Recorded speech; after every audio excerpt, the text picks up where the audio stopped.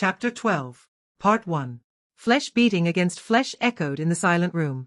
If one listened closely, then you'd hear frequent whimpering. However, it was so small and soft that one would assume it was that of a small animal. The man was in his late 30s. He had short black hair and a black beard. His body wasn't as muscular as it were in his prime, but it was still filled with vigor and power. Sweat flew as the man pulled back his fist. Then he struck. Another punch landed on the woman's face beneath him. H.N. The young woman was a low-class prostitute he had picked off the street.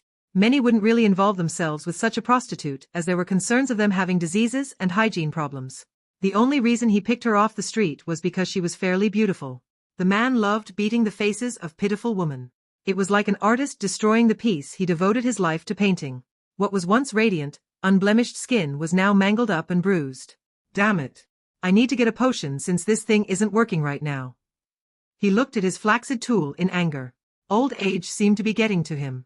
Despite being a gang leader with many connections and lots of wealth, he won't be able to keep it to himself. He considered starting a family of his own but forced the idea down. If his wife found out about his fetishes and desires, then she'd leave him in a blink of an eye. When he looked down, he saw the woman stare at him. There was no hate in her eyes, only revulsion. Oi! Don't look at me like that, you bitch. He struck her again, using aura this time. 3 of her teeth flew out of her mouth. As a former 6-star knight, his hits filled with aura were packed with lots of power. An ordinary human like the girl beneath him wouldn't survive for long. He stopped as he thought about it. Damn. I'll have to find another girl if she dies here. I guess I'll give her a potion and continue later. When he was about to open his closet, an intercom went off inside the room. Boss, we got her. Rujali Felix's eyes brightened as a big smile emerged on his face. Perfect timing. I'll be there as soon as I can. He looked towards the bed. You're free to go. If you tell anyone what happened here, then I'm going to kill you for real. The woman sobbed silently as she tried to lift her aching naked body. Good job, boys.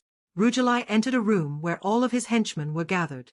It was a large gathering room that was usually used for parties in the past. There were about 30 men present around him. All of them were standing to the side and near the wall. In the middle of the room stood a single chair. On the chair was a girl with flaming red hair and the most beautiful blue eyes that gleamed in the light of the room. Her face twisted when she heard a rather unpleasant, but familiar voice. When she looked up, her mind blanked. Her mouth quivered and her pupils shook. She drew in quick breaths when she saw that man. He was the cause of her trauma. The resentment she had in her heart was all his doing. Lauren had always dreamt of killing him with her own hands. However, right in this moment, she felt powerless. It was like her body refused to listen to her. Hey! Well, brother. The one who brought her here, Tobias called out to Rujali. The large man with a bald head and a tattoo on his face smiled triumphantly. Does this mean my pay gets a raise? Can I also book a night with a high-class whore from the flower brothel? Yeah. Take however much you need for the night. Rujali waved nonchalantly as he approached Lauren. Lauren was bound to the chair with shackles, so she could do nothing to resist. It would have been easy for her to just freeze the shackles and cast a spell that created a diversion before escaping. However, in this situation where she met the demon of her nightmares, she couldn't think rationally. Although she was a capable mage, fending off 30-plus men was impossible for her. She resisted the urge to scream as his pudgy fingers went up and down her thighs. He was savoring her by touching her before the real fun began. Well, Lauren. Didn't I say that sooner or later you'll become mine? And look now. I have you in my grasp now. You must have missed me, yeah? He held Lauren's face and licked her on the cheek. All she smelled was alcohol and cigarettes. She held down the vomit that accumulated in her throat. Even the way you squirm under my touch is giving me shivers. Goodness, why am I feeling lightheaded? Ha ha ha. Is this true love? Rujali broke into a hearty laughter. His gang members began laughing as well. Some eyed Lauren with perverted gazes. Rujali saw this, but he decided to let it be. Since they weren't touching his woman, it was fine if they watched. That's right. She's my woman, you fools, he thought. Lauren could only tremble and grit her teeth. Urine started coming down her legs, soaking her socks and shoes. The chair was also soaked. One could tell by the look in her face that she was horrified. Her eyes had lost the light that made them shine a vibrant blue. Oh, kinky. I like that. Rujali didn't show revulsion even as he saw her wet herself in terror. Then again, he was into weirder things. So boss, what should we do with the girl's parents? One of the gang members asked. As with the rest of them, He also wore a black cloak. Ah. Rujali was so immersed with Lauren's beauty and feminine charm that he had completely forgotten about the most important matter. Since you have her, there's no need to torment them anymore, right? The man felt everyone's gazes on him. Wasn't the whole point for tormenting them because you wanted her? Rujali pondered his subordinate's words. Lauren slowly lifted her hands after his silence. She saw a wicked grin on his face. His eyes were like those of a predator gawking at its prey. Kill them all. Not just the man who asked the question, but all the others gasped. I sent that a little. The man was about to argue before a knife went through his eye and pierced his brain. He fell down onto the ground silently. Lauren screamed. Rujali lowered the arm that threw the knife.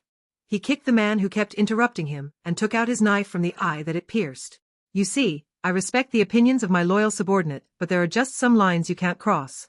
Now that guy I just killed crossed it. Rujali looked at all of his gang members and released his aura. Don't you dare tell me what to do. He bellowed furiously. His voice boomed through the entire mansion. Many cowered from his pressure. Lauren, who was right next to him, cried. Although Rujali was out of shape and a little plump, he was still a warrior who was once a knight. He was also an experienced martial artist. No one would dare defy him. Even his little brothers, Tobias and Khan. After looking at Lauren, he smiled. Let's go, Lauren. My sweetheart. Part 2. Arnold and Flora had decided to go to a nearby skewer stand since Lumiala was taking so long.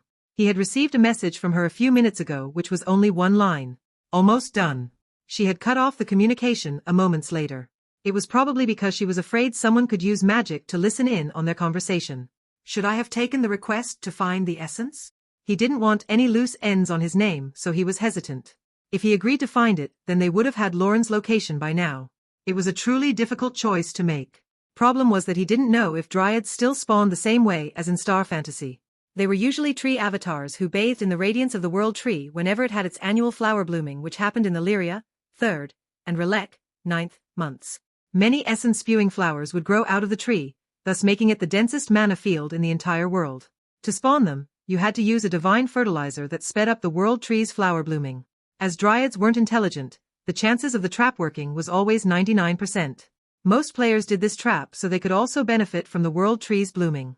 It was believed that if you were to enter the mana field around the tree and stay there for several days, then your MP would rise by +2 daily.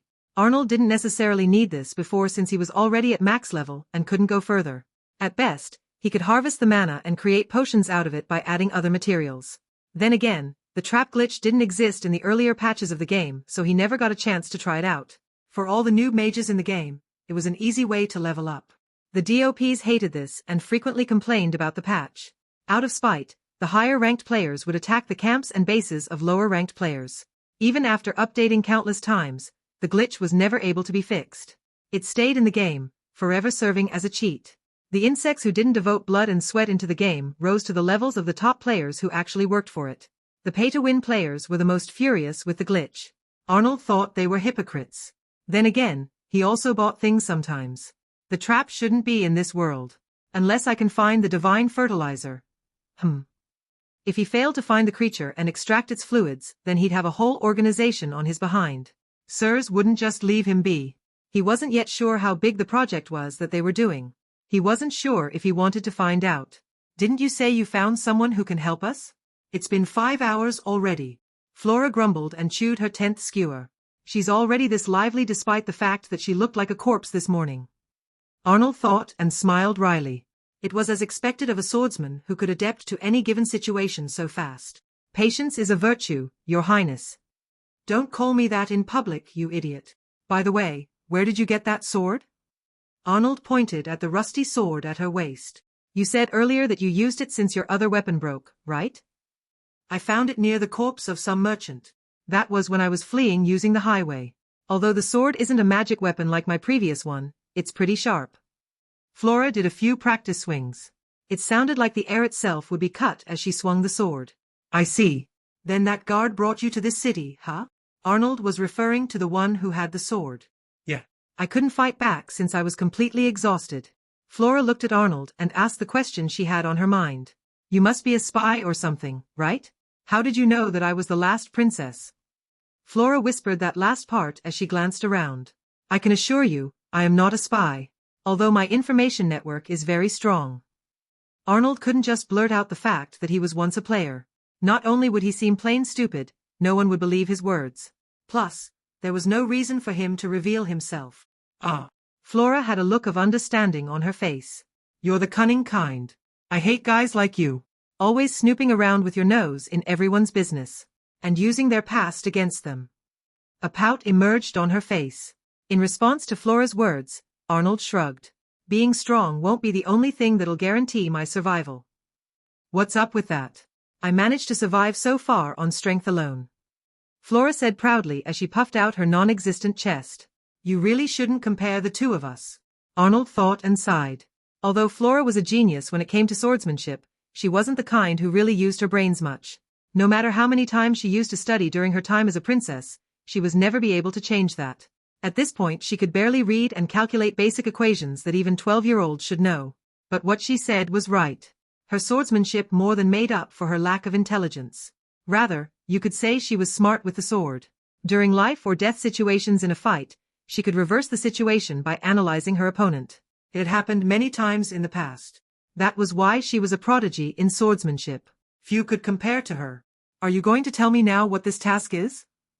Flora asked as they headed back to the guild. Let's find Lauren first. This is more important. Arnold answered without looking at her. Flora sighed but nodded in the end. Right.